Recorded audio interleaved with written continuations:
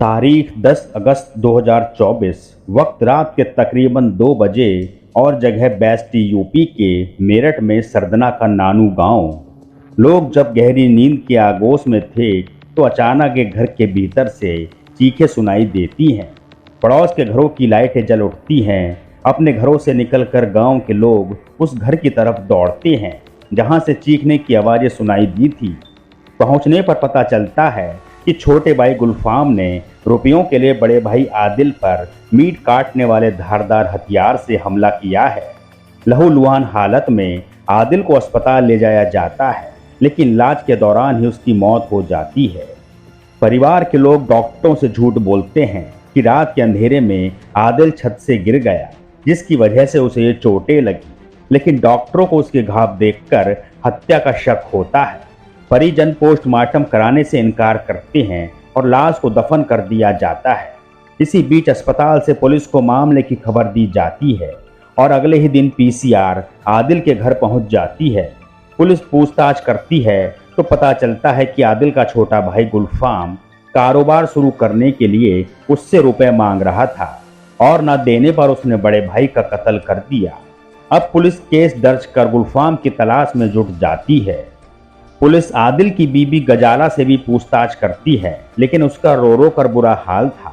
गांव के लोगों के बीच सुगबुगाहट थी, पर कोई खुलकर कोई नहीं बोल रहा था।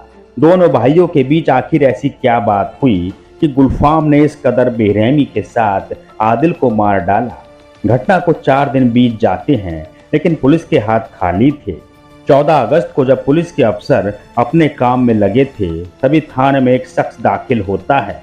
पूछने पर पता चलता है कि उसका नाम गुलफाम है, वहीं गुलफाम जिसे आदिल के कत्ल के इल्जाम में पुलिस तलाश रही थी।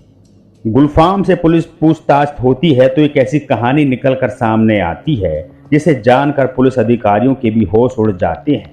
ये कहानी थी 3 साल के निगाह अवैध संबंधों और 45 लाख रुपयों के लालच की।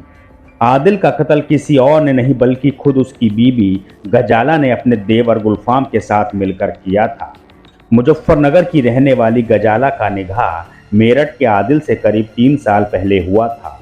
दोनों की 1.5 साल की बेटी भी है। आदिल की मौसी की कोई औलाद नहीं थी, इसलिए उन्होंने उसे गोद ले लिया था। अपनी मौसी के यहाँ पला बढ़ा आदिल उनकी मौत के बाद संपत्ति का वारिस बन गया और करीब 60 लाख रुपए कीमत का मकान उसे मिल गया। इस मकान को बेचने के बाद उसने 15 लाख रुपए पिता को दिए और बाकी के अपने पास रख लिए। काम के सिलसिले में पिछले कुछ दिनों से आदिल मुजफ्फरनगर में अपने ससुराल में रह रहा था। इसी बीच आदिल की बीबी गजाला और छोटे भाई गुलफाम के बीच एक नाजायज रिश्ते ने जन्म ले लिया। दोनों के बीच पहले बातें हुई और बाद में यह सिलसिला साथ जीने मरने की कस्मों तक पहुंच गया। इन दोनों के इस प्यार में सबसे बड़ी रुकावट था गजाला का शौहर आदिल। 10 अगस्त को जब आदिल अपनी बीबी को साथ ले जाने के लिए मेरठ आया तो गजाला और उसके देवर गुलफाम ने मिलकर एक प्लान तैयार किया। इस प्लान के तहत रात के खाने में गजाला ने आदिल को नींद की गोलियां मिलाकर खिला दी। रात के तकरीबन 1 बजे जब आदिल नींद की गोलियों के नशे में था तो गजाला ने मीट काटने वाले हथियार से उसके सिर पर वार किया। आदिल तड़प उठा और ये देखकर गजाला डर गई कि कहीं उसका पति जिंदा ना बच जाए। अब दोनों ने मिलकर आदिल की गर्दन पर वार किया, लेकिन जब तक आदिल की चीखें सुनकर आसपास शोर मच चुका था। शोर सुनकर गुलफाम मौके से भाग गया और गजाला ने परिवार के लोगों को बताया कि रुपयों न देने पर उसने ही आदिल का कत्ल किया है।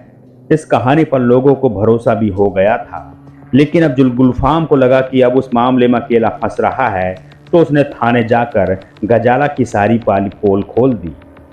दरअसल गजाला का प्लान था कि आदिल के कत्ल के बाद मकान बेचकर मिले 45 लाख रुपए उसे मिल जाएंगे और वो गुलफाम से निगाह कर लेगी।